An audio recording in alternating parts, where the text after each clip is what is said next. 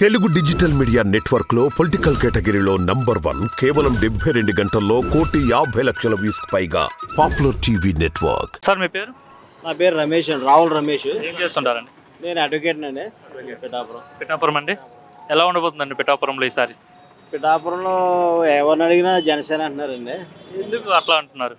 అంటే ఒక సెలబ్రిటీ కదా పవన్ కళ్యాణ్ గారు, ఆయన చేసిన పనులు అవి కూడా బాగా జనాల్లోకి వెళ్ళిపోయిందండి. ముందు నుంచి కూడా ఆయన సోషల్ సర్వీస్ చేశారండి. దాని మీద అందరూ ఎవరిని అడిగినా యూత్ అంతా కూడా, యూత్ పెద్దలు అందరూ కూడా జనసేన అండి. అంటే మరి వైసీపీ పరిస్థితి ఏంటి ఇక్కడ? వైసీపీ అయితే ఏం లేదండి, అసలు చాలా కష్టం. డిపాజిట్ రావడం కూడా కష్టం అండి. ఏంటి అట్లా అనేసారు? వాళ్ళు ఏమో మండలానికి ఒక ఇన్ఛార్జిని, ఒక పెద్ద నాయకులు తీసుకొచ్చారు కదా, ద్వారంపూడిని తీసుకొచ్చారు, ముద్రగడ్ని తీసుకొచ్చారు, ప్రతి ఒక్కరు మిథున్ రెడ్డిని పెట్టారు ఇన్ఛార్జికి మండలంలో. వాళ్ళు పెద్ద నాయకులు కాదంటలేదు, కానీ ఇక్కడ అయితే జనాలు డిసైడ్ అయిపోయి ఉన్నారండి, కసిగా ఉన్నారు. దాని మీద గవర్నమెంట్ మారాలని బాగా వ్యతిరేకతగా ఉందండి. అంటే వాళ్ళు కూడా ప్రచారం చేస్తున్నారు, పవన్ కళ్యాణ్ ఇక్కడ నుండి పోటీ చేస్తున్నాడు, గతంలో భీమవరం గాజువాకలో పోటీ చేశాడు, ఓడిపోయాడు, అది వదిలేసి పిఠాపురంకి వచ్చాడు, రేపు పొద్దున్న పిఠాపురంలో ఓడిపోతే వేరే దగ్గరికి వెళ్ళిపోతాడు, ఇక్కడ ప్రజలు మోసం చేశాడు, సో ఆ విధంగా ప్రచారం చేస్తున్నారు కదా. లేదు, అలా ఏమి ఉండదండి. మాకు ఇక్కడ టీడీపీ వర్మ గారు ఉన్నారండి. వర్మ గారు కూడా చాలా ఆర్ట్ఫుల్గా చేస్తున్నారండి ఎలక్షన్, చాలా గట్టిగా ఫెస్టివ్ ఇష్యూగా తీసుకుని చేస్తున్నారండి. దాని మీద మెజారిటీ కూడా 1 lakh పైన వస్తుంది, కానీ బిలో ఉండదండి. పవన్ కళ్యాణ్ గెలిస్తే ఏ విధంగా మీకు మంచి జరుగుతుందని మీరు అనుకుంటున్నారు? ఇక్కడ మాకు ఫ్లైఓవర్, కొండవరం రోడ్డుకి ఫ్లైఓవర్ లేదండి. ఇంచుమించు 5 సంవత్సరాలు బట్టి బాధపడుతున్నారు జనాలు. రోడ్డు కూడా పడిపోయిందండి.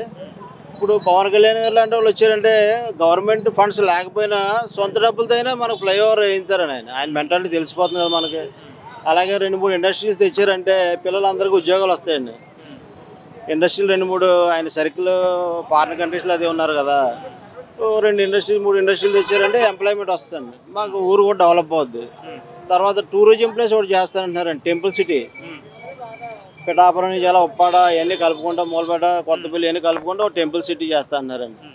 ఇక్కడ పిఠాపురంలో ఆధ్యాత్మిక కేంద్రం అండి, హిందూ దేవాలయాలు ఉన్నాయి, ముస్లిం మసీదులు ఫేమస్ పూర్వకాలం ఉన్నాయండి, అలాగే క్రిస్టియన్ టెంపుల్స్ ఉన్నాయి. ఇవన్నీ కలుపుకుంటూ వెళ్ళి మంచి ఒక ఆధ్యాత్మిక సిటీ చేస్తానంటున్నారని ఆయన.